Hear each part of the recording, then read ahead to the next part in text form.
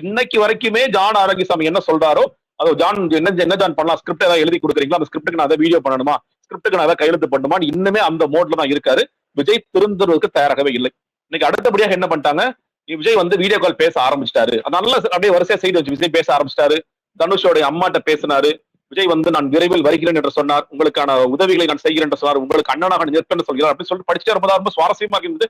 கடைசியா ஒரு வரி, ஆனால் இதை தயவு செய்து வீடியோவாகவோ ஆடியோவோ பதிவு செய்யாதன்னு என்று கேட்டுக்கொண்டார். அந்த இடத்துல உடஞ்சு போச்சு.